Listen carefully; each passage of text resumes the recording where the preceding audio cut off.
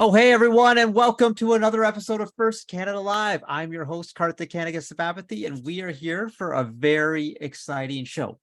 But first, as Canadians, it is important to recognize the land of which we are a part. As we gather for this meeting, physically dispersed and virtually constructed, let us take a moment to reflect on the meaning of place, and in doing so, recognize the various traditional lands on which we celebrate today. We acknowledge the elders and youth, past, present, and emerging, of all the land on which we work and live. We honor the ancestral spirits with gratitude and respect. We acknowledge that this land out of respect for the Indigenous nations who have cared for Turtle Island, also called North America. The Indigenous people have been gifted the role of caretakers of this land before the arrival of settlers peoples until today. But most importantly, we remember the history of these lands and people that have been tainted by poor treatment and a lack of friendship with the First Nations who called Canada home before it was given this name. This history is something that everyone is affected by. We are all treaty people in Canada. We all have a shared history to reflect on, and each of us is affected by this history in different ways. Our past defines our present, but if we move forward as friends and allies, it does not define our future. All right, folks, I'd like to welcome our Youth Council co-host for today. She's from Team 8574 Automaeus from North York and a member of the First Canada Youth Council. Welcome, Leah. How's it going, Leah? Hi, I'm doing pretty well. How are you doing? I'm doing pretty well. I'm excited. We got a good show here. You know, it's October now. It's like, it feels like it's fall is hitting in or whatever. How's the school year going for you so far? Pretty good. I just had 2 tests today for linear algebra and CS, and I think I smashed both of them. So I'm feeling pretty good. That's a good sign. Those aren't like easy ones, lit algebra and CS right there. Those are, yeah. So like your school, are you like fully we're now like a month and a half in, just like fully into the swing of everything? Yeah, it was really hectic in the first few weeks, but I think I've settled down pretty well. Yeah, and you're a grade 12 student, right? Mm-hmm. Have like the university applications and stuff started? Yeah, There's I've been there's thinking no about them rest. since June. Sorry, I don't mean to bring. I know everyone probably hates that. That's like what I remember being in like grade 12, grade 13, and everyone's like, "Oh, where are you applying? What are you doing?" And I'm like, "Leave me alone. I don't know. It's panic, whatever." Well, thank you for being here, Leah. We got a really fun show, and let me tell you some of the stuff we got going on today. We actually have members of the First Hall of Fame talking about the Impact Award. We have also a member of the First Hall of Fame, alum Taylor Nicholson from Team 1114, going to be talking about his story as we do our story time segment, my favorite segment on the show. And we have reps from SHAD here today to talk about the SHAD program. Did you do SHAD last summer, Leah? Many first alumni, so many first kids do SHAD. A lot of my friends said it was really fun though. They were all shipped off to Thunder Bay and Ottawa, and I was just rotting at home. Shad is a fantastic program, and we're going to have Alvina on in a bit talking about the ways the first students can get involved and even scholarships for students. So that's very, very exciting. Hey, folks, so for those of you who are tuning in, if you have any questions throughout the show, please feel free to drop them in the Twitch chat. We'll do our best to address them live. Leah, if you already got a fan in the Twitch chat right there, CD Player X1 is like shouting you out, so a little bit of a celebrity with us today. I see how it is. And also, folks, remember, we're here to have fun and celebrate excellence in the community. So remember your gracious professionalism in chat and all the time, because why wouldn't you? All right, so to get things started, Leah, we're going to go into our Youth Council Wellness Moment. This is when our Youth Council members share little things and little tips on how to make the world a little bit more manageable. So, Leah, what do you have for us today? I personally really like exercising. Last year in grade 11 biology, my teacher gave us this really long assignment on basically VO2 max, where we watched our different, we basically analyzed the different levels of endorphins, and we were watching how our circulatory, musculatory, and other systems in our body changed as we exercise. And something that I really like to do is just lift weights. I like to pride myself on you are jacked. Moderately. What? Put those guns away. I like lifting weights. I like playing volleyball and tennis, and I guess sometimes running, although I'm not too much of a cardio person. My teacher has really forced me into it, so I'm kind of getting more used to running. I was a cardio person when I was younger, that I was not for years and years. And then the pandemic, I started running again. And it's just, feels so good. It's it can be painful at times or whatever, but it feels good. There's nothing better to me than just getting out there, getting some fresh air, and just going for a little bit of a run at whatever pace, so that is fabulous. Do you normally just keep those weights at your desk, or do you bring them here for the show? Is this one of those things I'm doing homework or whatever? Oh, for the show. Okay. I was gonna be you just lift basement randomly. Yeah. I had friends like that when I was in university. And just they would just keep weights by their. I'm like, what are you doing? It's yo, well, I need to work out all the time if I want to maintain this. I'm like, okay, you need to chill a little bit or whatever. And they'd in between calculus problems just start lifting. I'm like, this is a lot to handle. So I do calf raises when I do homework, actually, nonstop. Okay. Although it doesn't really do anything because I'm sitting down. It's still repetitive motion, always Well, it's interesting because active. The president of First Canada, Dave Ellis, he's always talking to us about staying active. It's how important it is, and that sort of things. And so he's even in between meetings, just do something. So I've actually started doing squats between meetings. We usually have 15 minutes between meetings. It's something new we started. So I try and do plow out 200 squats in that time or whatever, just to do something, so you're just not at a desk all day. So be active, folks. It's good for you. Leah says so. All right, folks, we're now going to move into the news updates. Oh, but Leah, I think you wanted to tell us a little bit about the Mental Health Comes First initiative from the Youth Council. Yeah, so basically what we've been doing for one of the initiatives we've been doing for Mental Health Comes First is a weekly TikTok series where all the youth council members share something that they like to do to keep themselves very well. And this week, tomorrow, I think Danya's episode on art will be coming out, so please check out our TikTok page. And yeah, so more to come in the future. And where can people find our TikTok? It's First Canada. Is that what it's called? Let's check on it at the break. We should know this. Yeah. One of us should know this right here. So my bad. That's on me. I should know that. All right. Hey, folks, news update. Speaking of the Youth Council and First Canada have been working together recently to prepare the First Canada Youth Summit, which is happening on November 18th at Centennial College in Scarborough. And there is still spots available, so you can sign up. The link is going in chat right now. It's going to be firstroboticscanada.org/youth summit.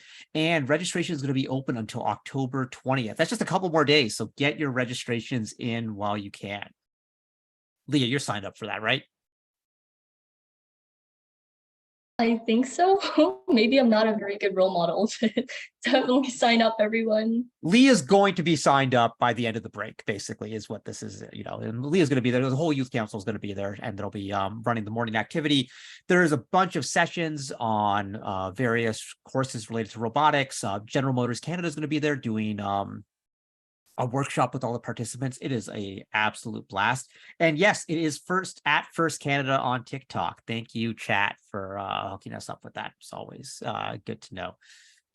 We are like the worst influencers ever, Leah, that we didn't get that. Like, subscribe, hit the button, tap, do the thing. Hey, updates about First Canada Live, our show schedule. We are going monthly for the rest of the fall. So we'll be back with a show on November 7th, and we'll be back with a show in the first week of December as well. Then after January, right after kickoff, we'll be doing 2 shows back to back. The first week will be on everything about the FRC game, a deep dive into the game with some FRC superstars from across the province and the world. We've even got Jenna Kay from NASA coming up for that one. And then the week after that, we will be unveiling the EveryBot live on First Canada Live. So we've got a lot of fun stuff in January.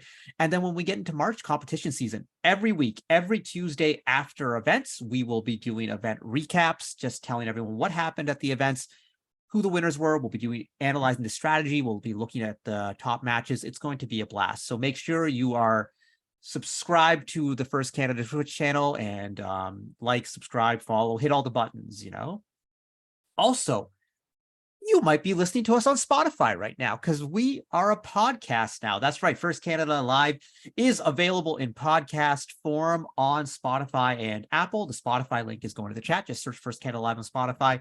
Subscribe. And, if you want to, I know I've talked to a bunch of people and they've been like, yeah, like I love First Canada Live, but I'd love to listen to it in my drive to work or whatever. So just, pop it into Spotify, let's subscribe and, listen along the way. That'll be cool. Are you like a podcast person, Leah?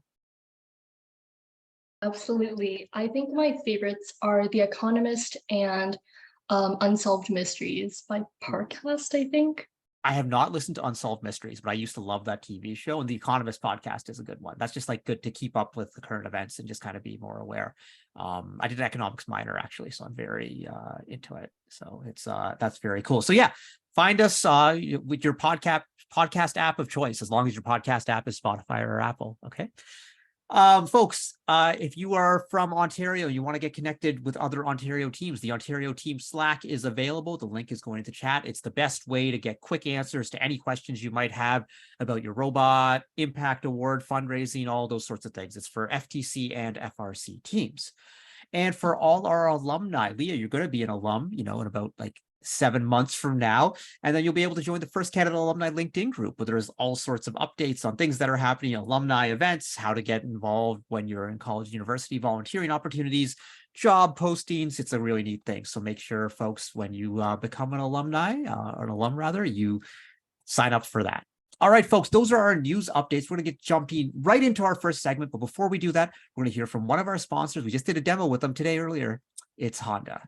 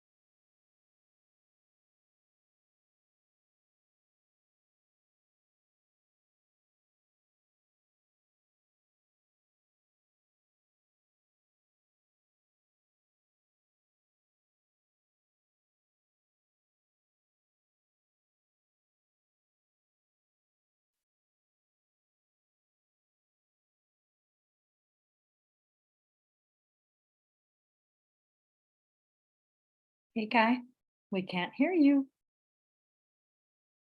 Can you hear me now, folks?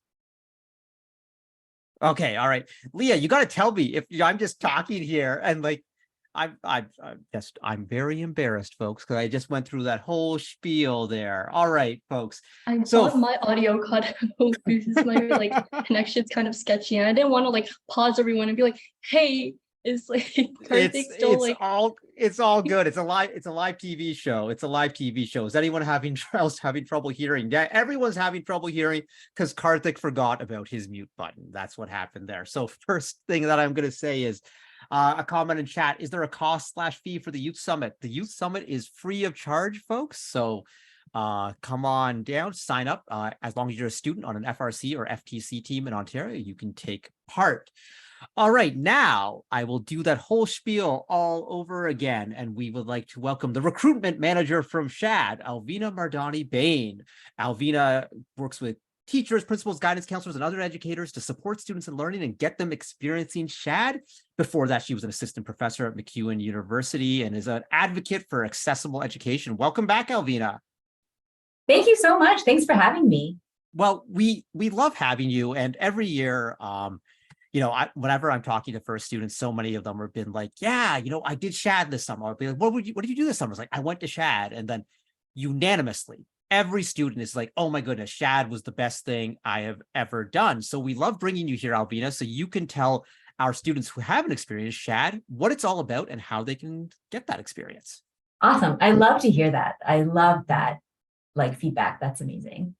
I have some slides to share. And then Let's I thought take a look.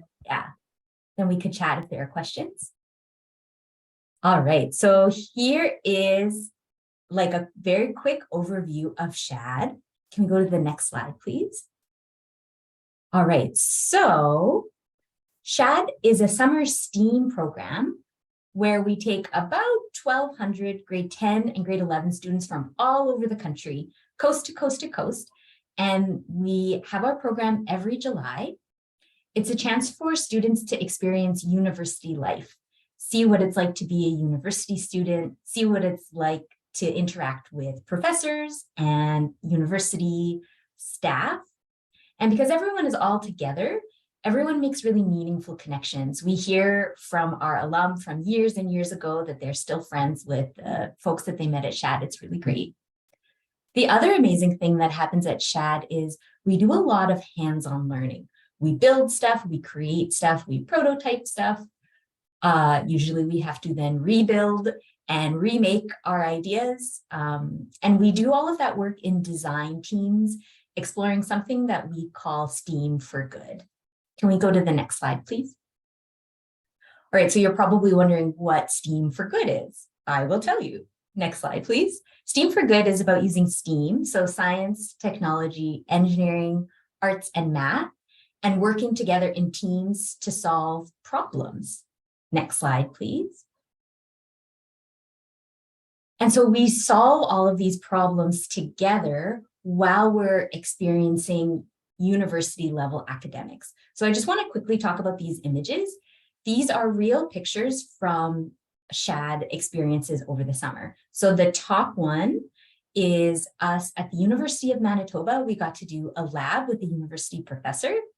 And then underneath that, we got to do, you'll see those two people kind of leaning over something together. So we got to program these robots with Texas Instruments to draw pictures for us.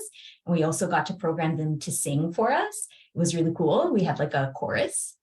And then that last picture with everyone kind of facing away, that is at the University of Saskatchewan. We got to visit a particle accelerator and see what it would be like to be physicists as careers, which was super cool. Next slide, please. So we actually have two different options. So the one that everyone knows us for is our live-in option, where you get to live on one of 21 university campuses. You spend the whole month living on campus in a dorm, just like a university student, doing things like eating in the dining hall and meeting professors, all of that good stuff. And it's like a 24/7 intense program. We also know that there are folks who have a lot of other stuff going on in the summer. They can't leave home for things like they have another job or they have really stressful, important sports training. So we have a digital option that you can do from anywhere. Last year, there was someone who did SHAD Anywhere from his home in Calgary because he was prepping to try out for the Olympic rowing team. So it's a really nice option if you have a lot of other stuff going on and you can't spend the whole month away from home. And so the way that one works is we send you a really cool kit. It's filled with amazing things. You get to keep all the stuff in the kit and you build alongside other people on the weekdays in July, and you get content from universities across Canada. Can we go to the next slide, please? So these are all of our campuses. So you can see that we have campuses from coast to coast. And every year we get more and more campuses joining us. So if you are someone who's looking for an adventure and you live in, let's say, Ontario, and you have dreamt of spending the month of July in Charlottetown since you were young, you could spend a month at SHAD at the University of Prince Edward Island and have that, I guess, like Anne of Green Gables experience or whatever you're looking for. It's pretty great. Next slide, please. And then after the month of July, there are a lot of really cool benefits to being part of the SHAD alumni group. You get access to exclusive university scholarships with a lot of our partners. We have exclusive scholarships for our alum to go to different universities and get some tuition support. We also provide high school credit and IB credit, depending on what school you go to. So if you, for example, live in Saskatchewan, you can apply to get credit that will help you graduate from high school in Saskatchewan. You also get a chance to see yourself a little bit better. You get to know yourself a little bit better and see what different options there are. I met someone who did SHAD last year, and she always knew she wanted to be a doctor. But when she was at SHAD, she met someone who studies the heart function of astronauts. And that's how she figured out that she wanted to be a cardiologist and learn about heart function. So I thought that was really cool. And then the last really great benefit of SHAD is we have 21,000 people in our alumni network. Some of them are in high school because they just did the program last year. Some of them are in university. Some of them are in their 40s or 50s, and they're really keen on mentoring the younger alum. So there are really great mentorship opportunities through our alumni network. Can we go to the next slide, please? So to come to SHAD, you do have to fill in an application that gets evaluated by at least 3 different people. So we're looking for grade 10 and grade 11 students who are or who want to be curious, creative, confident, empathetic, self-empowered, resilient, or excellent. So if you're looking at this list and you're thinking like, I'm really curious, I'm really creative, but I'm not super confident, that's awesome, because SHAD is a place where we can really nurture you and help you grow your confidence. And if you're looking at this list and you're thinking, I'm all of these things, I'm all 7 of these traits and characteristics, then that's great. SHAD is a place where we can really celebrate all of those great things about you. And you can be part of a community that really celebrates those things. An important thing to know is that there is a cost to come to SHAD, but we have a lot of financial assistance available. We have amazing donors, and so we can provide full and partial program fees for students. It's a super normal thing to get a scholarship to come to SHAD. About 1 in 3 people who attends our program get some funding. And typically we provide $1.5 million in financial assistance. So it's really important to us that everybody who wants to come to SHAD has the opportunity to do so. Could we go to the next slide, please? Thank you. We also have special scholarships. So we have scholarships for students who identify as Black and scholarships for students who identify as Indigenous for the full SHAD program fee. And next slide, please. We also have special scholarships for first participants. So if you participate in first robotics competition or first tech challenge, you are eligible for 1 of 2 full scholarships to come to SHAD and have an amazing July with us. And then if we head to the next slide, that's my contact info. So we have some time for questions now, I think, but if there are other questions later, you can take a picture of this and then send me an email. I would love to chat with you, but I'm sure there are other questions floating around right now. All right. Thanks, Alvina. fabulous information. My first question is, how can someone apply for that SHAD First Partner Scholarship? So is it a separate application process, or how does that work? Love the question. Thank you so much. So it's part of the general application for SHAD. So you fill in all of the different things. You tell us your name and what province you're from, all of that good stuff.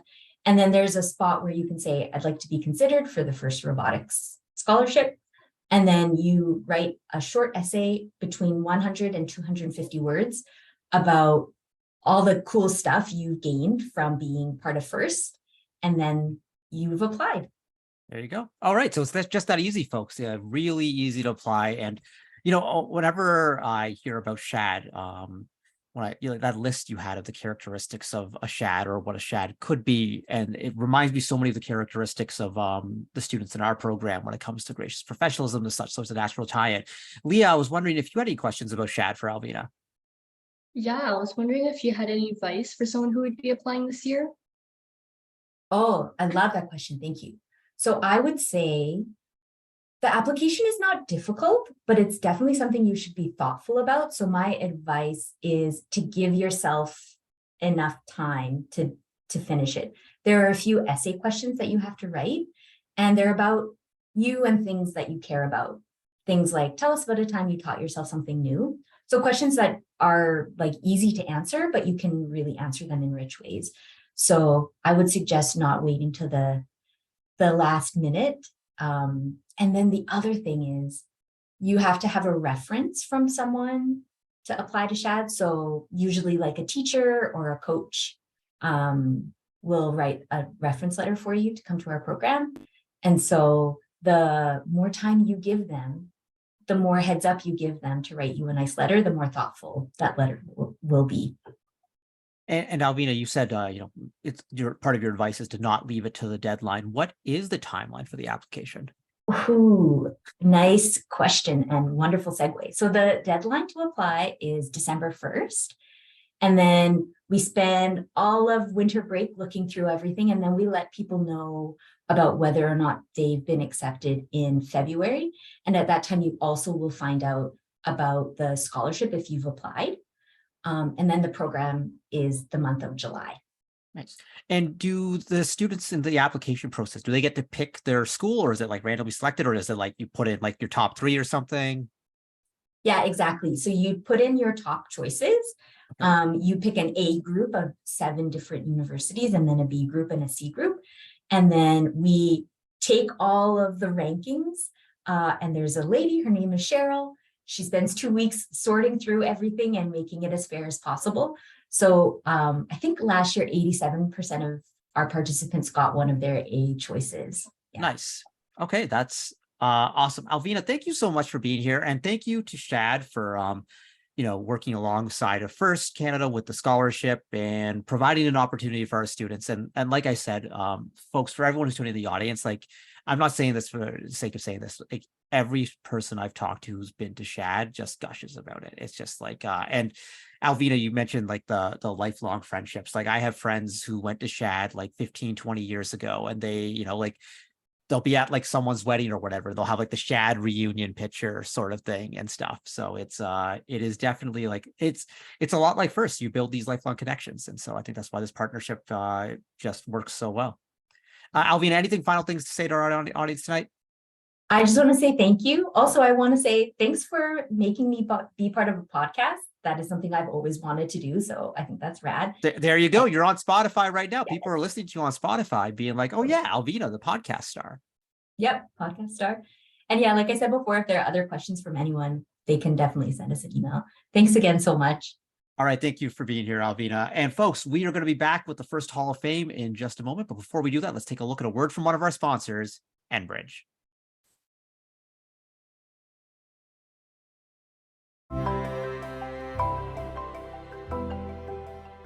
Manufacturing is the cornerstone of our economy. However, it is one of the largest contributors to greenhouse gas emissions. There are a multitude of solutions, including energy efficiency, low carbon technologies such as renewable natural gas, geothermal, and hydrogen, and they all play a part in the transition towards a clean energy future. A specific example of how Enbridge is leading the energy transition is leveraging our storage assets where we've been safely storing natural gas for 75 years, and to now look at those same assets to store new things such as hydrogen. There are areas that you just can't electrify efficiently.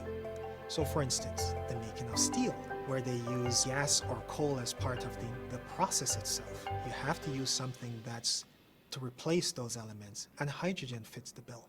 It's just beginning. We're starting to scale up pilot projects and demonstration projects to utility scale size and implement real change.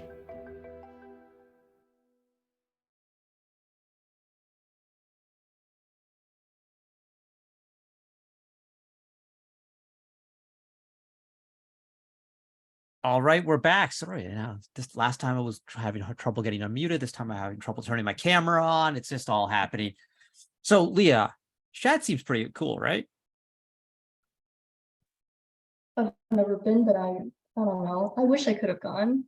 Yeah, it's I kind of like, wish I could have gone back in the day as well or whatever. But I think it's really cool now that they have so much financial assistance available, and then the remote option as well for people. Like, I think, there's a lot of students who was like, no, I got to work for the summer. I can't get away or whatever. So that's really nice to see. All right, it's now time for our next segment. We do this every year on First Canada Live. In the first robotics competition, the most prestigious award is the Impact Award, and the winners of the Impact Award at the championship event are inducted into the first Hall of Fame. And those folks are almost like the caretakers of this award. They make sure, to maintain the prestige and all of that. So we have some members here of the first Hall of Fame today to talk about the first Impact Award. First up, we have Sarah Heimlich from Team 3132 Thunder Down Under in Sydney, Australia, Hall of Fame in the year 2017. Also the first person to win both the Dean's List Award and Woody Flowers Finalist Award. And Sarah, I just have so many things to say about you. Recently married. Congratulations, Sarah. Congratulations. Thank you very much. No problem. Also here, Sarah's the president of the Hall of Fame, or the chair of the Hall of Fame, and the vice chair, Elise Cronin-Hurley from Team 1902, Exploding Bacon from Orlando, Florida, Hall of Fame since 2019. Welcome, Elise. How's it going? Can't hear you yet, Elise. Yeah, we're all doing it tonight. I did. Thank There you. we go. All right, oink oink. Boom. There we go. See, I've always wanted to do that at like an actual event, so this is like my sort of one. And then some of our more recent Hall of Fame from Team 1629. She's a sophomore at Northern Garrett High School and plans on pursuing a career as a diplomat. Oh, I like this. We got Michaela. And we also, from Team 1629, we have Amelia, who wants to be an audiologist. These are some pretty dope careers right here. Diplomat. Okay, please, we need diplomats who get how to solve problems and get STEM, so you're the future. Okay. Also, from our most recent Hall of Fame team, we have two of their former Impact presenters from last year. From Team 321, the Robo Lancers, we have Lily and Iris. And we also have their mentor, Isrea. Hi, everyone. How's it going? So good. Thank you so much for having us. Thank you for being here. First off, hey, let's just do this properly. Congratulations, Team 321, on being the newest members of the Hall of Fame. Do you have the clock yet? Do you have your clock yet? Okay, I always ask that because like the clock didn't come to Canada for 11/14 until November or something. So I'm glad you got your clock. Are you enjoying it? It took a little while to arrive and it was a little bit broken, but it's in good shape now. It sits in our shop, and we spend less time making robots than we do just admiring it. Right? Don't you just want to like stare at that thing? Now, does yours work? Like if you plug it in, will it actually like do stuff? It does turn, and it's almost in time with the real world's time. It does a good amount of the clock things. I like that. Sarah, when you got the clock, is it true that the clock didn't work because Australia runs on a different power frequency than North America? Yes. So we were absolutely terrified when we got the clock. First off, because we had to get over $1 million of insurance in order for it to come to Australia, which was a little terrifying. And then when it did arrive, we were nervous because you can't just plug it in. We run on 220 volts, not 110. So we had luckily the transformer for the field, and we got it out and we plugged it in. And then what we didn't remember until we plugged it in is Australia runs at 50 hertz, not 60 hertz. So we ran 50 minutes for every hour and it didn't tell time. That is a bit, okay. So that is true, but the toilets flush you the different direction. That's not true, right? toilets, no, because do we really want to get into this? No, okay. Well, if we have time, the water we'll just... the water going in has a greater effect than the actual Earth's rotation. But if you did fill up like a bathtub and you drain that, it will go the opposite direction. So yes and no. Okay. See, I didn't know that part of it. So like if there's like a big storm and like the storm sewer is going, that will go the opposite direction. But also we have low flow toilets in Australia, so there's no real spinning anyway. That's the way it should be. We waste too much money. Okay, we waste too much See? water. I'm going to just go on an environmental rant here. I'm going to be totally off track. So, welcome Hall of Fame members. Thank you for being here. As I said earlier, you know, the Hall of Fame has like an important responsibility in the community, which is, you know, maintaining the honor impact of the Impact Award. And I think today you want to talk to us a little bit about some of the myths of the Impact Award. Is that correct? That is correct. All right, Yes. Elise. Right, then top take it 10 away. myths. The top 10 myths of the Impact Award. All right, we're doing a top 10 list on a talk show. This is great. This is like, people aren't going to remember who this dude is, but this is like very David Letterman. So I like it. Drum roll, please. Right. There we go. I'll be your Paul Schaefer. I guess I'm Letterman. That's weird. Okay. All right. All right. So the first Impact Award. Go ahead to the next slide. Little bit of basic information here. Hard to believe. I know none of us really probably want to talk about 2024 yet. That seems so close because it is under 4 months away before this due date. That's a little daunting, but mark your calendars. And there's a QR code here that takes you directly to the first page that has information, general information about the award, all the links that you'll need to have for it, as well as a link to the submitted awards page, which actually has the information about the essay and the presentation on all of that stuff. So make sure you check out both pages. Go ahead to the next slide. And let's get on with our top 10 common myths. Take it away, 1629. Next slide. Okay, so our first common myth is impersonal counts more than virtual when it comes to impact. And our biggest piece of advice is do what works best for your team and your environment. For us, we come from a very rural area. We come from the Appalachian region. And so our biggest strength is our community, which we try to make personal connections with every kid and support our vision, which is to have STEM ready kids. And our biggest tip for any team is to be vision driven. Everything our team does goes towards our vision, which is to have STEM ready kids. And for us, that does mean a lot of in person, but we have done virtual outreach as well. And all of our virtual outreach has the same goal as our in-person outreach, which is to just spread STEM to young kids. So, yeah. And for most of our lessons, we centralize around our 4 main waypoint lessons.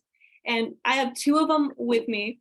One of them is our GACO cards, which use binary numbers. And then our 2nd grade lesson is an abacus, so kids can visualize the math. And if anyone wants to, we could do a card trick on any willing. I want a card trick. Hold on one second. This is what I live for. Okay, what's the card? How does this work? Okay, so you might have to pin us so you can see the card. So I'm gonna guess your number. Hold on for 1 second. Hold on for 1 second. Heather, can we take the slides down for a second? Because I want everyone to see this. Okay, there we go. Okay. Okay. So, pick a number 1 through 31 and don't tell me. Okay. But now I'm gonna guess your number, but you have to help me a little and tell me if your number is on a series of cards. Okay. So is your number on this card? Wait, is it reversed? No, I can see it. Don't worry. I can see it. Yes. Okay. No. Nope. Nope. Nope. Is your number 16? It is 16. Nice binary trick right there. That's very good. Yeah. That is pretty awesome. I picked 16, a Hall of Fame team. So I just, that's what I did there. We had a couple Hall of Fame teams in that range because we got 27 in there as well. So yeah. And so as you pointed out, our cards use binary numbers, and this is our 4th grade lesson. So this works with teaching them all about how binary coding works and how the binary bases work. So if we look in the corner, the left-hand corner of all the cards, they have the first 5 binary bases, 1, 2, 4, 8, and 16. There's the 1, 2, 4, 8, 16. And basically, you gave me your number in binary code. So because your number was 16, it was 1, 0, 0, 0, 0, 0. Yeah. So we teach that to all of our 4th graders. As a mathematician, I freaking love that. And I love that we're getting 4th graders into binary. This is fabulous. That just made my day. All right, let's get the slides back up here before this turns into a math session, because then we'll start talking about the abacus and yeah. Should we move on to the next slide? Yeah. So the second myth is that your team needs to do international outreach. So this is a myth. Your team needs to do what works best for you. If you can do international outreach, that's great, but if not, that's okay. We do not do international outreach when we won the award. We are from a small rural community, and our main focus is to help kids in our community and others similar to us to become STEM ready. We have used what we are given in our small community and have expanded through Appalachia. We feel as if we can make the biggest difference in these areas. Our best advice is to do your outreach where you feel as if you can make the biggest impact. The quality of your outreach is more important than how far you do it. The judges are interested in the impact made. Show them where and how you're making an impact. They don't really care where you're doing it at. And if you look at this slide where the lines intersect, that's where we're at, and where they go to is where we have done outreach at in our Appalachian region.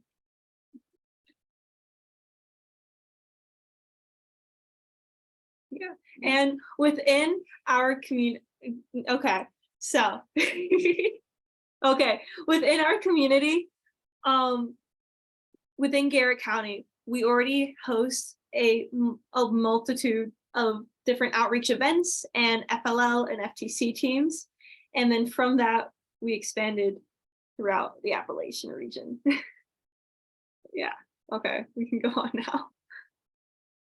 So our third myth is only wealthy, well-resourced teams have a shot at winning. But for us, what we like to do for funding is to support our vision throughout the community. And within our community, we love to make systemic impacts. So because our team is tied to our school system, we love to go into classrooms and teach our lessons to all the classrooms within our county, and 2nd through 5th.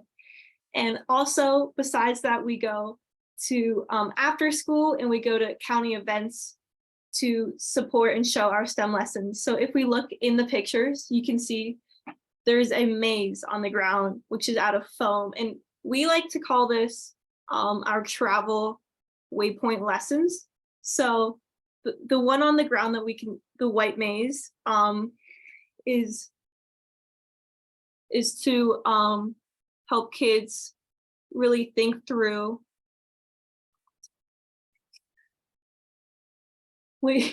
So they're reasoning awareness skills. So the goal of that maze is to complete it while you have to cross. So after you cross every red line, you have to cross a blue line. So but you can't cross like 2 red lines in a row or 2 blue lines in a row. And then the kids have to figure out how they can get around that maze without running into 2. And then on the bottom there is our pumpkin shucking. So there's a catapult, and we now actually have a couple out of steel, but this is our wooden one. And basically this just shows the velocity at which we can throw pumpkins. So yeah, and within our community, our community is what is our biggest support. So we don't have any big name sponsors like some of these incredible teams with super high budgets. We don't have 6-figure funding. So we really rely on our community and our engineers that have been with us from local STEM professions, and our passion really drives what we do. Yeah. think that's it. You have anything to add? I'm going to hop on to this next one. I hear from lots of teams that they don't think it's worth applying for the Impact Award, or that they're not good enough to beat such and such team at the event that they're competing. And I just think that's not true. Everyone's outreach is unique and special, and it's going to look different for everyone, what is most impactful for your community or to your team. And the only way to get your story out there is to talk about it. And the process of building a submission, your executive summaries, your essay, your presentation, all the messaging around the award will help you figure out what works for your team, what areas you need to grow in. And I think we spent all year doing outreach, but the time we spend preparing for the award is like our strategic planning process. It helps us find out what we need to change for next year and how we're going to continue to grow and adapt to changing events. I know that our story is very different than 1629's. We're in a super, super dense area. And we had entirely different pitches for what we did, but our story is unique and their story is unique and everyone who's presenting is unique. So you just need to start the process to be able to win. Hop on to the next slide. Yeah, so a lot of teams we see telling judges a lot about their difficulties that they faced. And while it's important to talk about the certain barriers that you faced and how you overcame them, judges don't want to hear solely about your hard luck stories or your hardships. They want those stories to have a purpose. So when you're telling these stories, think about what came out of this. How did we grow from these challenges? What new innovations or ideas did they lead to? And highlight those. Talk more about the growth and less about the problem when talking to judges and going through your impact pitch. And then also, it's important to connect yourself through like personal stories to your outreach work. So this could be in your essay or in your presentation when you're talking to the judges, but making them short and sweet and having like maybe a sentence that has a purpose of just making you seem genuine, but also connected can really add a lot while not overwhelming the judges with a lot of nitty-gritty details about your life or your team's hardships. Next slide. So yeah, we say this a lot, and I think Israel kind of said a little bit of this, but each team is genuinely very unique, and that's what makes each team's impact impactful. So a lot of teams believe that to win, they have to do the exact same thing as the teams who won in the year before. But truly, there is absolutely no formula for winning impact, and there's no one combination of outreach which is going to win every time. This was mentioned, but for example, our team's program, our team's outreach is entirely different than 1629's and every single team that came before them. That's what makes us unique.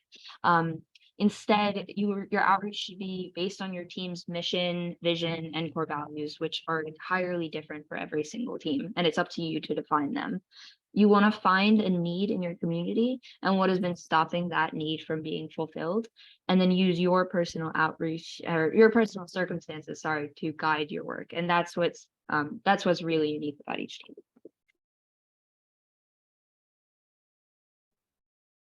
All right, I might move along here, I think, to the next slide.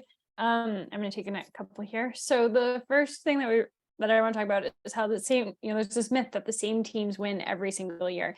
And this just isn't true. Every year we see teams winning for the first time, and every team that's won an impact award or chairman's, because I'm from the chairman's era, was, we had our first wins. And I can tell you that there's something very sweet and special about that first win.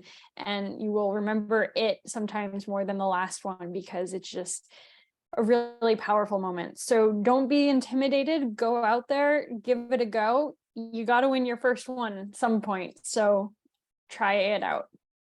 Next slide. Presentation themes. So you get this question a lot as the Hall of Fame. We do a lot of consulting. Reach out to us. You're going to hear more about that from Elise here in a minute, how you can get in touch with us. But a lot of folks will ask, should we have a theme? And the biggest advice that we can give is some of us have had themes, some of us had not had themes. Some of us have used analogies, some of us have had words that was really impactful. we do what makes sense for your team. You want to go into that room and just be genuine and authentically you. And so for some teams, that's going to mean going in your team shirts. That's what we did on 31-32. Some teams it's going to mean going and dressed up in a suit. I believe that's what Mars did, and they were the team that also won in 2017. So just be memorable, be authentic to who you are. And I also just want to note that there's a difference between like a theme and an analogy. So in 31-32, we started off doing analogies. One year we compared ourselves to the icons of Sydney, and one year to the Southern Cross, or Australian if you hadn't figured out. And we really leaned into that. And eventually we decided that really wasn't our team anymore. And so our theme became our mission statement, which is STEM for everyone, everywhere. And if you go back and you read our submission, or you watch our video, or look at any of our stuff from that era, you will very much see the words everyone, everywhere. They were everywhere. So we really leaned into that, and we're just driving that message home. And we considered that to still be our theme, even if it wasn't a more traditional theme, the way they get thought about in terms of, you know, comparing your team to the solar system or the Sydney Harbor Bridge. Next slide. All right, so starting teams. The myth of starting teams. This is number 9, the number 9 myth.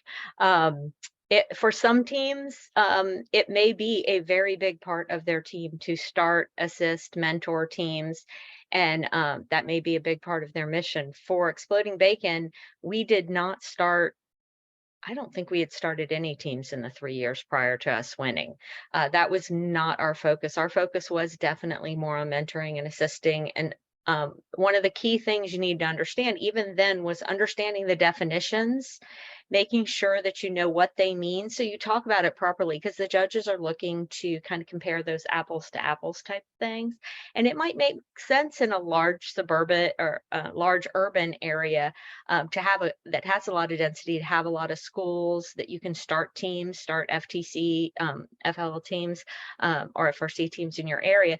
But in more rural areas, it might only have the capacity to support one team. So really look at your community, and remember to use the question, describe your community along with how your team addresses its unique opportunities and circumstances, because this is a wonderful opportunity to give that unique flavor of your team and where your team is located and how that impacts what you can impact when you're talking about teams.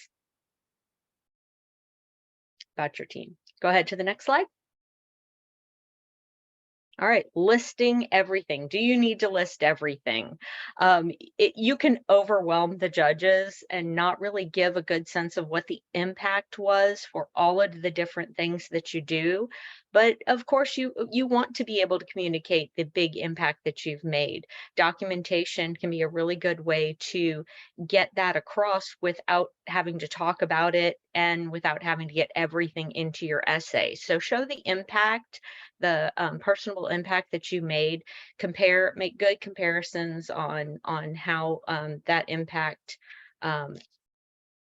played in to I'm sorry and help them see the big picture.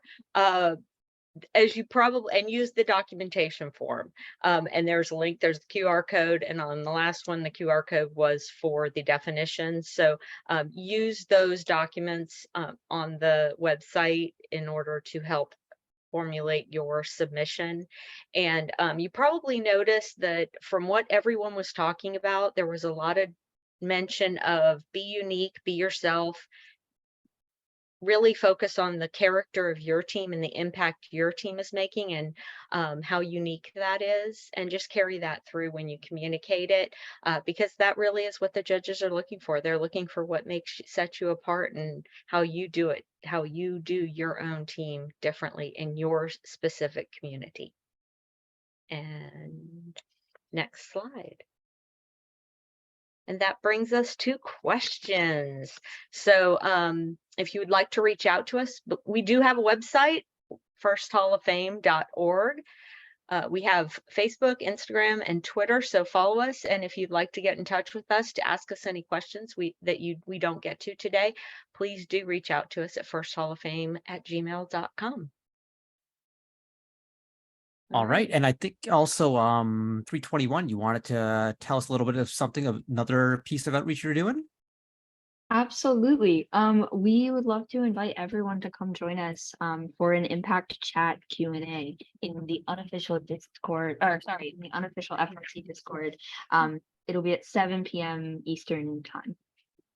Awesome. So you can scan that, and I believe link is going into chat as we speak. And if you don't get it or you forget it or whatever, reach out on any of the social medias that social media accounts that Elise just posted, and the Hall of Fame can give you information there too. So that's fabulous stuff.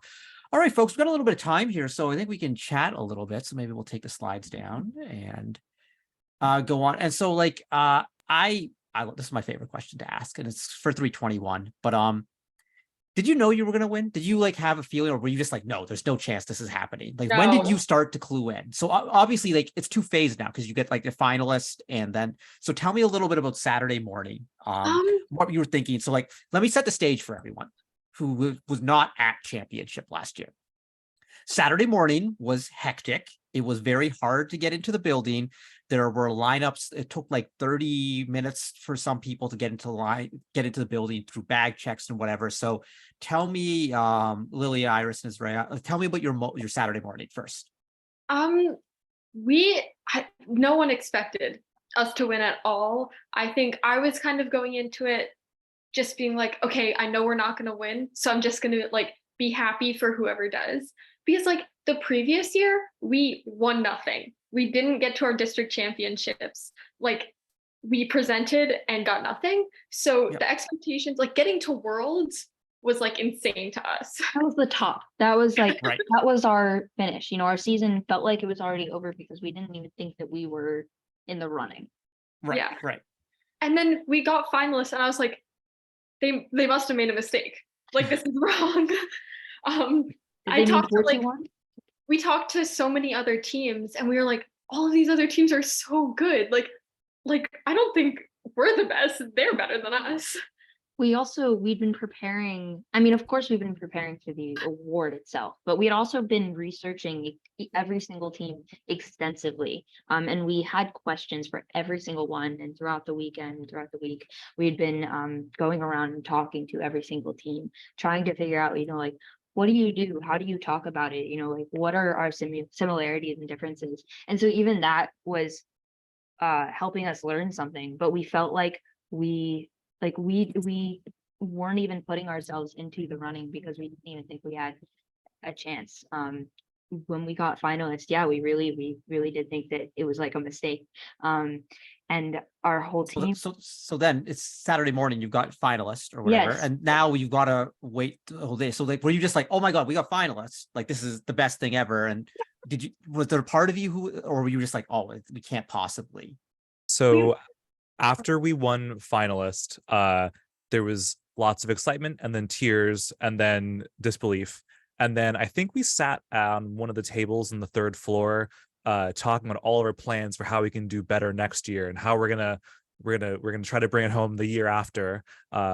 We were definitely not planning on winning after that.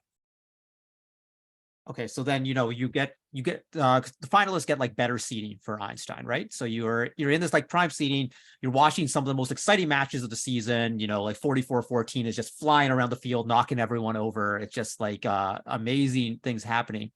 And so then I guess it was it Melissa who announced it this year, Sarah? Was it? Yeah, So Melissa Smith from the first board goes up to announce this. And did you start in the speech? Did you like figure it out or? Okay, yeah. Iris did.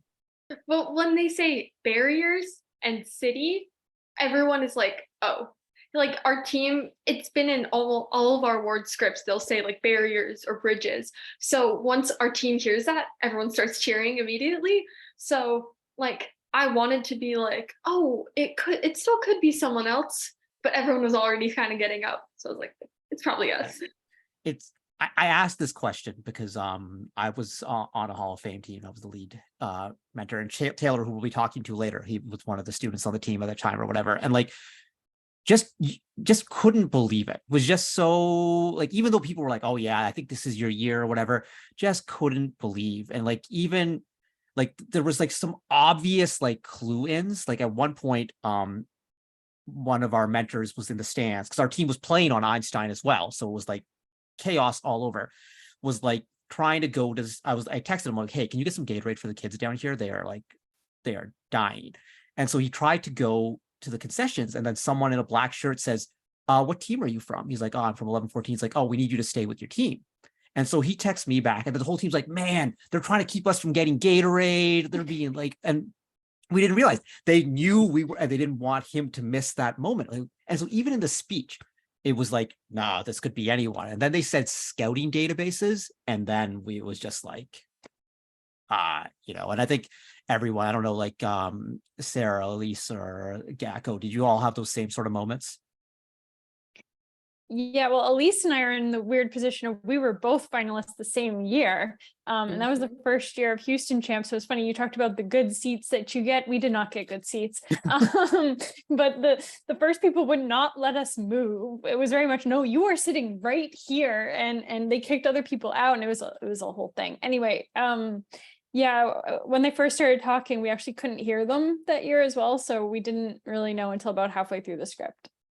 Yeah, we actually chose to sit somewhere else because we had too many people. They only give you what, 40 wristbands or something like that. 40 or 50, yeah. Yeah, and there were we would have had to divide up the team, and I just couldn't see the point of that. So we sat someplace else that actually turned out to be really good because we happened to be right by the entrance to the field, so it ended up being perfect. But yeah, it was, I think, 2 lines into it. In fact, the lead chairman and I kind of went, nope, not us. That's not us this year, and kind of tuned out a little bit. And then the people around us started going, oh my gosh, wait a minute, they just said Spark.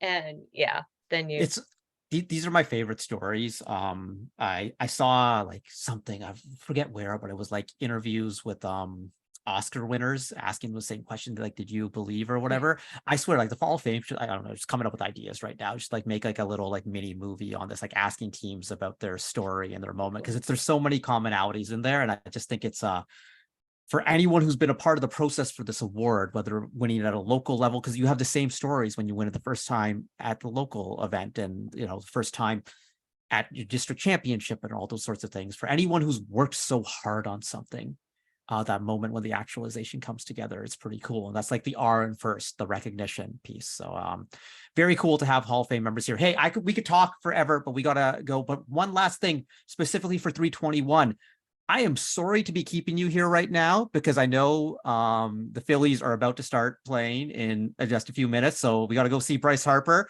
and see what he's doing right there. And please, take this one home. It'd be a lot of fun right there. We got Phillies fans in the house here. Iris is nodding. I like the Phillies because I want a day off of school if they win the World Series. I think we have to be. It's kind of in our blood, and if we're not, the rest of the city erupts. So that's always cool to see Philly fans going wild in the streets. Hope they don't have to grease the poles again, and keep the thing. Hey, first Hall of Fame, thank you so much for being here. Thank you for doing this, and thank you for everything you do in the community to support this award. It's an important part of First. It's an important part of the mission of First, and you all do such a great job with this. So thank you so much. And Leah, we're going to be back in just a minute with story time with Taylor Nicholson. So everyone, see you in a few seconds.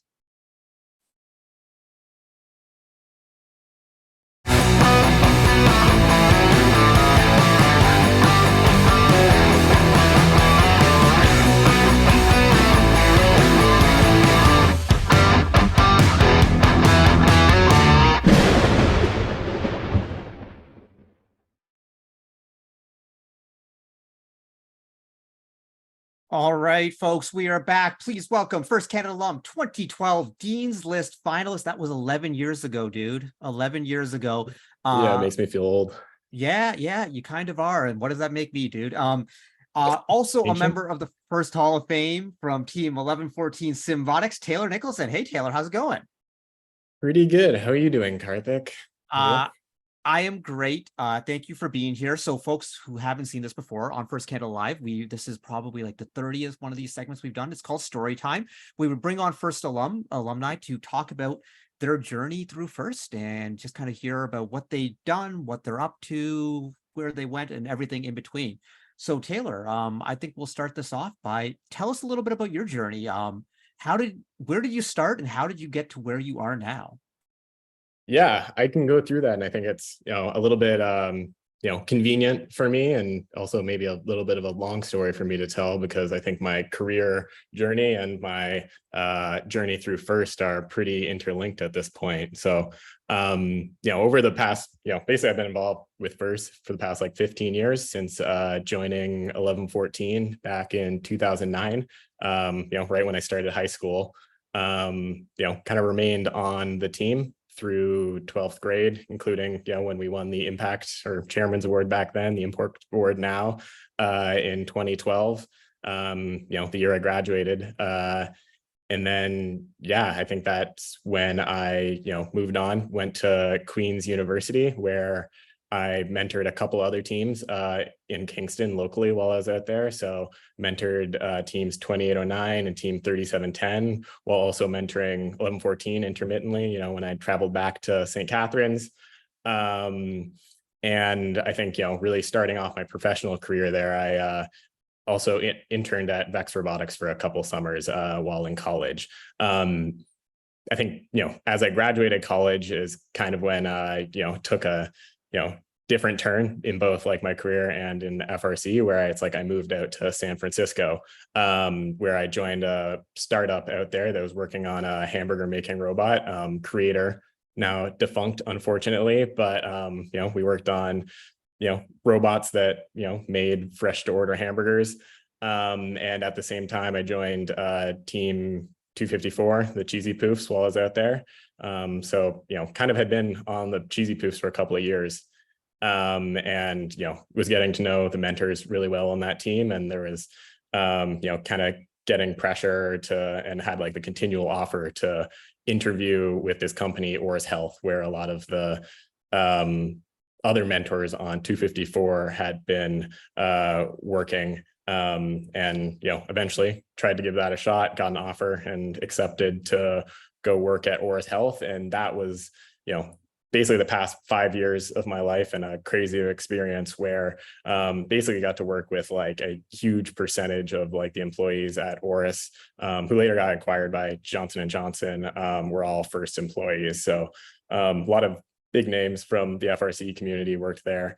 And that was a huge experience where it's like, started at Oris as a mechanical engineer, worked there for the past 5 years until, eventually I, worked the way up to being like a senior manager of mechanical engineering there. And that was like a great experience for me, where I actually had a team of 15 engineers, where I think more than half of those were FRC alumni. So that was a huge for me, where, I could not just, be working like, with amongst a bunch of FRC alumni, but, really be like guiding them, and like could see all these people who were coming in, like, in the years after I graduated from FRC. And it's like, that was like a thing that, we had been looking for on resumes for our teams at Johnson & Johnson. Was like, oh yeah, do these kids have First experience when we're like hiring for internships? And it's just like, that was like a huge network that we would recruit out of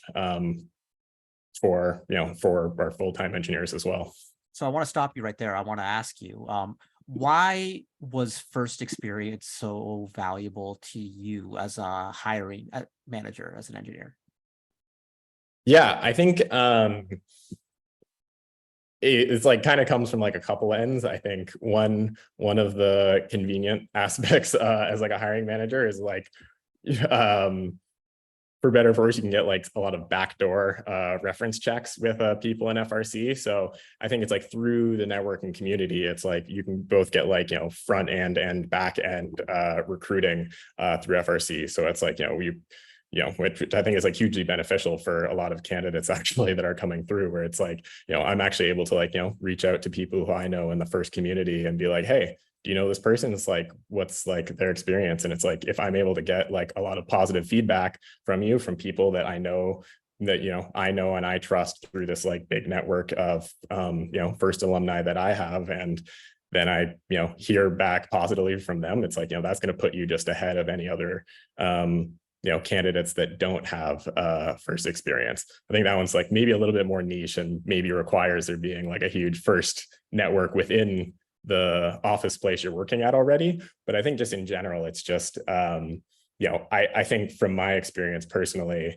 having done FRC, it's like getting exposed to a lot of, the failures and a lot of the challenges that you experience in engineering, like from before you even go into university. And then it's like being able to like relate to those challenges. And when you're in a class in university and you're like, oh, we're talking about this thing in material science or in like statics or something. And it's like, oh, I've seen this failure before. And it's like, you're able to like connect with this, the subject matter in a way that it's like actually relatable and way more intuitive. And that really gives you like a leg up coming out of, not just high school and through university, but it's like, okay, now once you're actually in the workplace, it's like, a fresh grad engineer actually has, not just the theoretical side of experience, but like the actual practical application, which most fresh grads out of engineering don't have, and takes a few years at least for them to get. And you really get that speed run going through FRC, and it's like might not be as simultaneous and you might not know the theory about it, but you can like always connect back to it when you're going through those classes in university.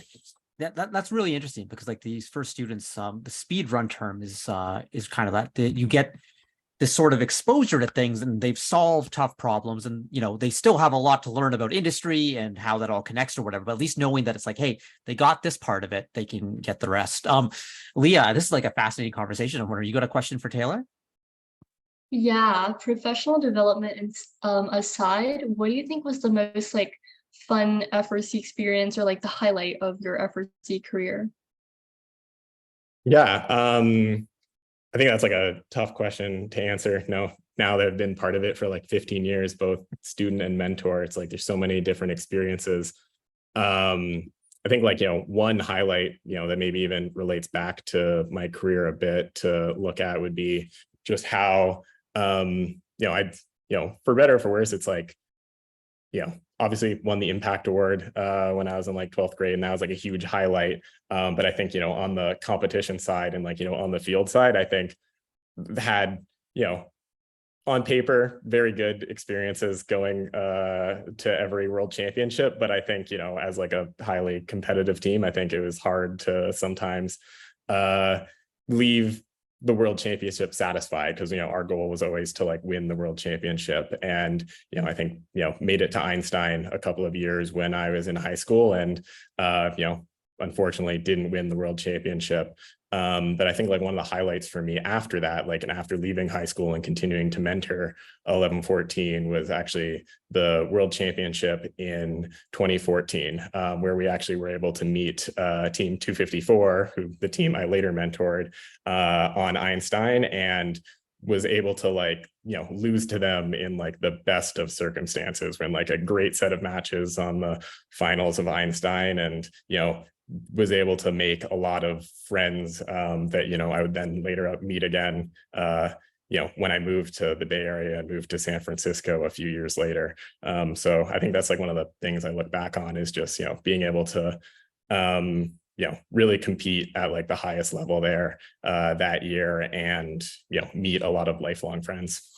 It's neat when you think about first, because there's so many experiences that go into it, but you've touched on it twice, the sense of community, the community that, when you're hiring people, the community that you meet when you at competitions and whatever. And I'm sure, Leah, that's like so relatable. It's like, like cool things are building a robot and everything you learn, but that's, like to be cliche, it's the people you meet along the way or something, right? Yeah, it's Sure. It is very neat in that way. And so then, Taylor, along those lines, is there like a proudest moment? Because like there's like things, but there's something you look back at, it's like, yeah, that was really cool that I was a part of that. Oh, like, I think that's, I touched on that. That's like easily winning the Impact Award in, 2012. That was like, Yep.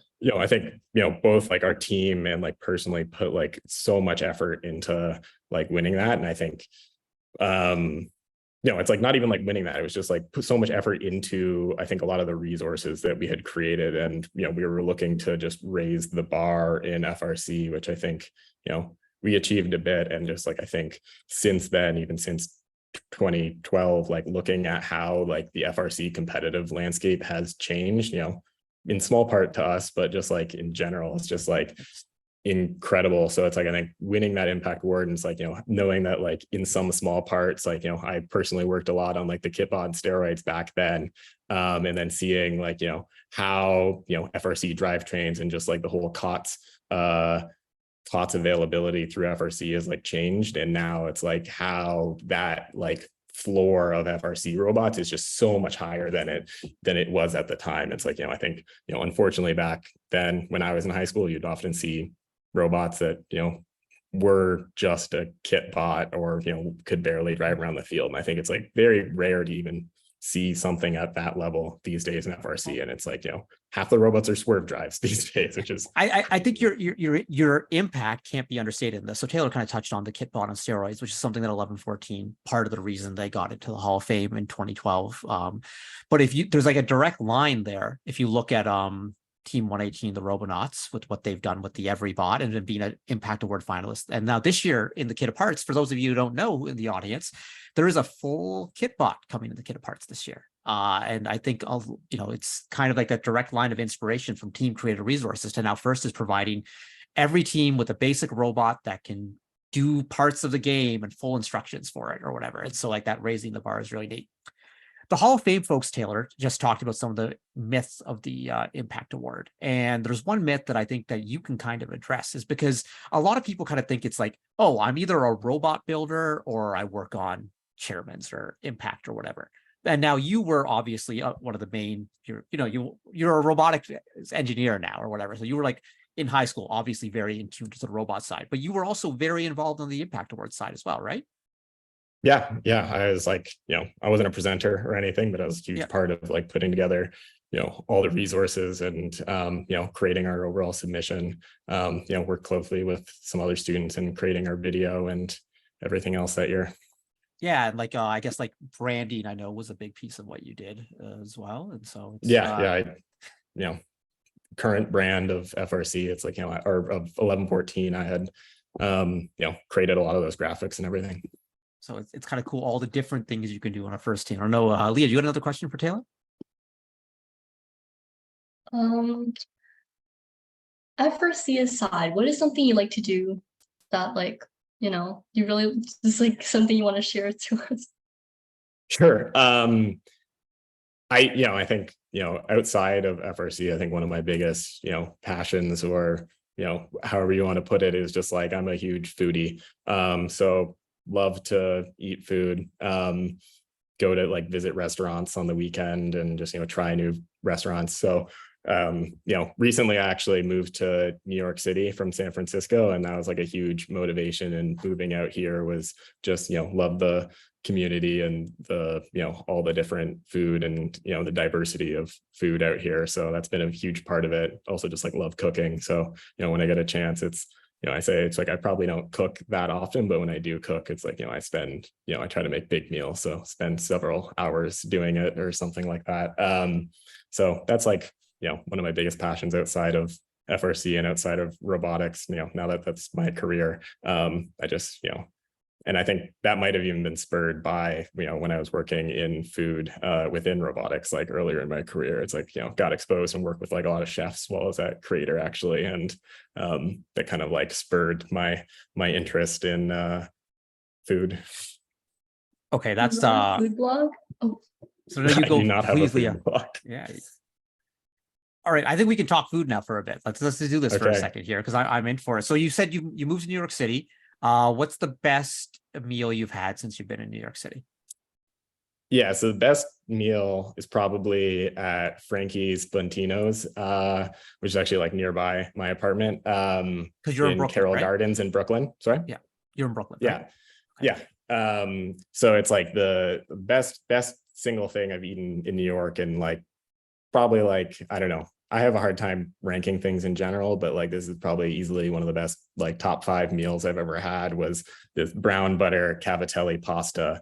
at Frankie's, where it's just it's just like this spicy sausage with this like fresh pasta.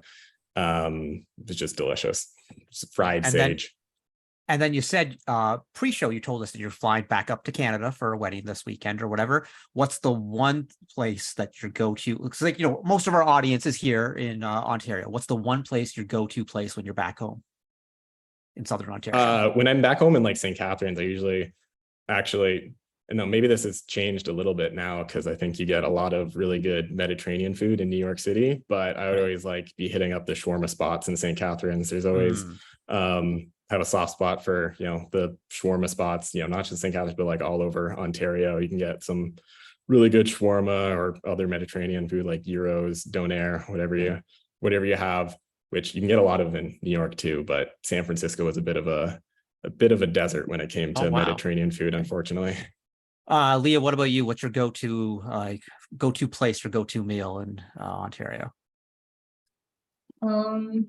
My parents always drag me out to those like Chinese restaurants for brunch, and my favorite thing to order there would be this thing called I forgot what it was called, but it's basically like a part of like the cow, and it's like it's called yi. So if you guys know what that is, that is so good, and you can probably find it at like any Chinese restaurant, basically. So what's that called again, Leah? yi.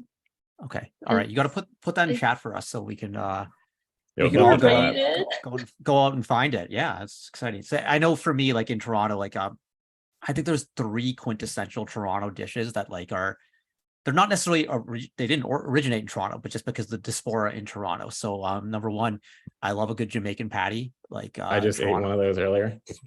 Yeah, Jamaican patties, and I'm sure you can get good ones in New York too. So just like that is so good. Pepper shrimp, and chili chicken, like a Hakka, which is like the Chinese, Caribbean, Indian fusion, is like, oh my goodness, like it's just like the mixture of flavors or whatever, and it just kind of become like a very like Toronto thing. So that's when people are like, what's like the Toronto meal? Like those are the 3 things I tell them to try and get. Like you can find anything in Toronto, like well, you're in New York, so it's the same sort of thing. Also, something I've gotten into, which is hard to find in many places, Ethiopian food is I love good. Ethiopian food. Yeah, it is good. Okay. We got off track. We went to like First Canada Foodie over here. But Taylor, you mentioned right now, like Leah talked a little bit earlier, she's starting university applications. Students who are watching right now are going through that process. You mentioned you went to Queen's University. So tell us a little bit about why you went to Queen's, what you studied there, and what that was like for you. Yeah, so went to Queen's and studied mechanical engineering there. I think like a big I would totally go back to Queen's and do not regret my decision to go to Queen's at all. I think it's not always thought of as I think like one of the first choices when people are first looking at universities to go to. I think especially a lot of people in the FRC community, I think it's like you hear about like the top universities in Ontario for engineering being like Waterloo and Toronto, etc. But it's like at the same time, Queen's is like I think it is well known for its like reputation in engineering. But I think like what sets up Queen's apart from like those other schools is like just the community and the traditions like behind the engineering program at the school. And it like really, I think, helped me come out of my like social shell a bit while I was at Queen's. And I think it's just like that combination of both like the excellent school and like academically, and just like the social community of Queen's just like really set it apart for me. And it was really the tradition side that drew me in. And then just while I was there, I think you can often hear about like a lot of engineering schools being like very competitive in their program, and that's like something I never really experienced at Queen's. As much as a competitive person I am, I think that like allowed me to focus and still do well in school, but like focus less on the academic side, and just like also like explore new avenues socially, and be able to actually have a little bit of fun in university as well. And like that's like, something that's like very much encouraged at Queens, and yeah, just had a great time there. That's fabulous. Ringing endorsement. Leah, does that make you want to apply to Queens? I was already considering actually Oh, for there you their go. probably computing program. That is very cool that it worked out there for you. Yeah, hope you get in and hope you go to Queens. Speaking of all that, Taylor, do you have like a piece of advice for the students who are watching, or recent alumni who are watching, or for anyone in the FIRST community, but especially the students? Yeah, I think it like touches on a little bit of what we were talking about earlier, or what you mentioned is, how I didn't just focus on the engineering side, or, the design side and the robot side while I was on 1114, but, also was very involved in Impact Award and outreach, branding and everything, which is like, I think for any student in FIRST, and like, I think this carries through your career, and it's like great practice for what you can do in FIRST, is to like expose yourself to like every side of, the team or the business when you're at a company in your career. And it's like, I think that's like really helped me get so far in my career, is just like being interested in and exposing myself, like, not into just, what is my job description, but like, being interested in like wanting to learn about every side of the business. And it's like, when you are, it's like, maybe you are an engineer and like maybe you do really enjoy the technical side, like myself, but it's like once you actually start talking to the people on the business side or on the product side, and whether on an FRC team, that might be talking to your outreach team or talking to your business team, or being involved on those sides, being involved in like the actual award submission. It's like it lets you just be more well-rounded and actually connect with those sides, but also just like see a more holistic picture on even just the engineering side as well, and to like understand your requirements and all your inputs to create like a better output from an engineer, and you're going to create a better product from that side too as well. It's like just understanding the whole picture. It's like, I've heard of like some FRC teams, even just like who maybe don't even encourage that sometimes, and try to silo off like, into different sub teams of like business and engineering. And it's like, I would encourage any students and like, teams in general, just like break through those barriers. And it's like, try to expose yourself to like all aspects of the program, or all aspects of the business, like, and all aspects of university. Once you're in it, it's, you can just gain so much by, looking and increasing your sphere of influence. That's such fabulous advice. I talk to a lot of people who hire, and they often talk about they're always looking for the unicorns. So like someone who like on the engineering side has an understanding of software, electrical and mechanical, but then also if you got someone who understands that, but then also understands the business case behind what the company is trying to do, it's so valuable. Yeah, it's hugely valuable. Yeah, I know we're running out of time here, but Leah, do you have a final question for Taylor? No, it's okay. That's all good, Taylor. I want to just finish it off by saying anything that you'd like to say right now, or anything you want to plug, anything that you're working on that's cool. Are you trying to hire, our alumni hit you up on LinkedIn or something? Or yeah, I'll plug. I guess I didn't even, we tangented away and I didn't get to mention like what I'm currently working on. So yeah, tell us that. Moved out to New York City and currently working with a company called Robotics. We're working on a roofing robot. So we're developing a robot that goes up onto roofs and installs the shingles. So we're trying to improve the efficiency of roofing contractors, and also improve the safety, because I don't know if you've ever seen a roofing job, but it is one of the scariest and least safe industries out there.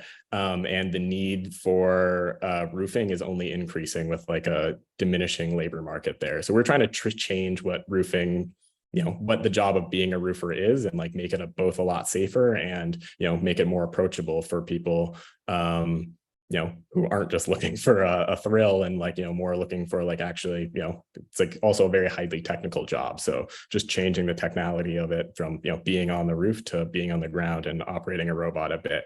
Unfortunately, I think we aren't hiring right now. We're a super small team. It's a super early company with like 7 people right now, but we will likely be hiring a lot in early next year, or at least next year at some point. So yeah, if you're interested in what we're doing, please reach out. And yeah.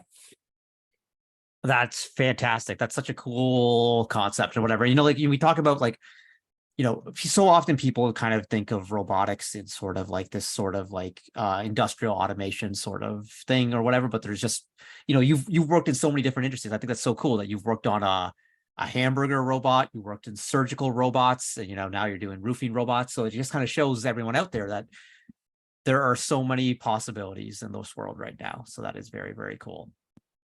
Taylor, thank you for being here. Appreciate your time. So many good insights for our community. It's always great to hear from an alum who's done so much as you have, both in FIRST and outside of FIRST. So thank you very much for being here.